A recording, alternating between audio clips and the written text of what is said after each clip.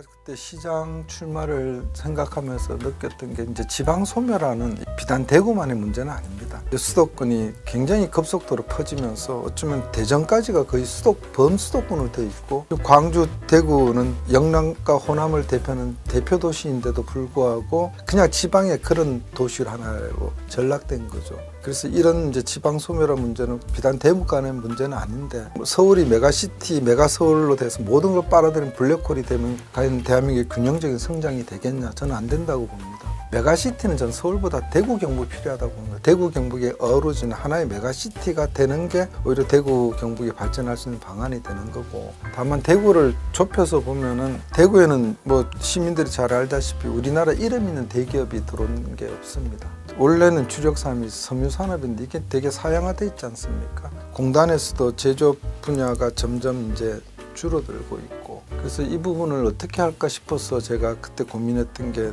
데이터가 앞으로 미래의 양식이니까 그 데이터 산단을 좀 유치해서 그걸로 대구의 발전 동력을 좀 삼아볼까 이런 생각을 했는데, 지금도 똑같습니다. 지방에서 대학을 나와서 이 지역에서 좋은 일자리가 있어서 청년들이 여기서 정주하면 되는데 일자리가 없으니까 자꾸 대구를 떠나고 있거든요. 그럼 청년들이 떠나가면 대구는 노쇠해야 됩니다. 그리고 아까 말했듯이 수도권이 점점 빨아들이면 이 대구라는 도시가 과연 지금처럼 존재할 수 있을까? 저는 없다고 보거든요. 지역구 의원들하고 시장님들하고 지역에 뭐 학계도 있으니까 민간 이 다 합쳐서 어떤 솔루션을 낼 건지 좀 고민을 해야 될 것 같아요. 대한민국 현대사를 되돌아봤을 때 대한민국 현대사의 대구를 빼고 얘기할 수 없습니다. 대한민국을 만든 소위 수많은 인재를 배출한 데가 대구였고, 수많은 정치 건물들이 탄생한 데 이 대구입니다. 근데 지금 이제 대구에 계시는 여러 정치인들도 계시지만 평가 그렇게 제가 지역민들한테 들어보면 우호적인 평가는 별로 없다고 봅니다. 존재감이 별로 없다는 이런 얘기를 많이 하세요.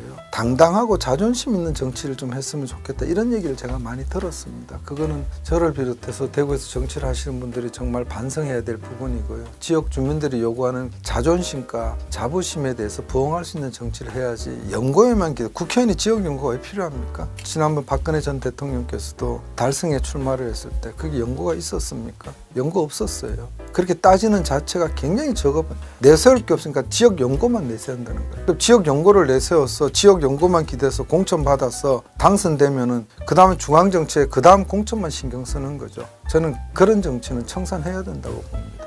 그러니까 4년이 주어지든 임기가 뭐 재선에서 8년이 되든 내가 할 수 있는 최선을 다 해야 된다고 보는 거죠. 국회의원이 할 수 있는 거는 물론 지역구 국회의원들 지역 발전도 해야 되겠죠. 거기에 중점을 주는 것도 맞죠. 그렇지만 가장 중요한 건 입법권입니다. 어떤 법안을 제출해서 그게 전체 국민들의 실생활에 도움이 되고 대한민국이 더 큰 나라로 발전할 수 있는데 그렇게 도움되는 그런 법안을 만들고 그런 시스템을 깔아주는 게 저는 국회의원이라고 보는 거죠. 지역 행사에 나오고 무슨 상갓집 다니고 아니면 내가 뭐 어느 향후회를 다니고 동창회를 다니고, 저는 그게 국회의원이 할 일이 아니라고 봅니다. 풀뿌리 정치는 여기 지방의원들이 계시고 또 지역 국회의원들이 주민들의 실생활에 도움이 될 수 있는 예산을 확보하는 건 당연하다고 봐요. 예산을 확보하면 그걸 끝나는 겁니다. 예산 확보해주면 단체장이 그걸 가지고 예산을 쓰시면 되는 거고, 또 지역 주민들의 민원들은 지역 의원들이 계시니까 그걸 민원을 받아서 이게 국회의원들이 해결할 수 있는 건 만약에 제가 국회에 들어가면 저한테 얘기하는 거고, 당신들이 하실 수 있는 건 당신들이 하시면 되거든요. 근데 그걸 좀 구별했으면 좋겠다 이런 생각입니다. 저는 정치를 박근혜 전 대통령한테 정치를 배웠습니다. 제가 배운 정치는 신뢰의 정치입니다. 약속을 하면 지켜야 되는 거죠. 지키지 못할 약속을 하는 정치는 필요 없다고 보거든요. 그래서 저는 제가 공약을 내세울 때 이게 정말 시급한 건지 또 정말 중요한 건지 그걸 먼저 가릴 겁니다. 20년 뒤에 올 걸 지금 얘기하면 거짓말일 거 아닙니까? 그리고 이게 1년 안에 할 수 있는 일인지 5년 안에 해야 될 일인지 아니면 10년이 지나서 정말 될 수 있는, 이걸 구별해서 제가 설명을 드릴 거고, 다만 있는 동안에 저는 실망시키지 않을 자신이 있다고 봅니다. 그러니까 말만 번지르하게 하고 그때 그냥 공약을 내세우고 4년 뒤에 봤을 때 그냥 공약 실천도 엉망이고 이런 정치는 안 할 거다. 한 번을 하더라도 제대로 할 것이고, 그래야 제가 언젠간 정치를 그만두겠지만 나중에 주민들이 기억하고 시민들이 기억했을 때 아, 그 사람 자기 말은 책임을 졌었다. 저는 그런 평가를 받는 그런 정치인이 되고 싶습니다.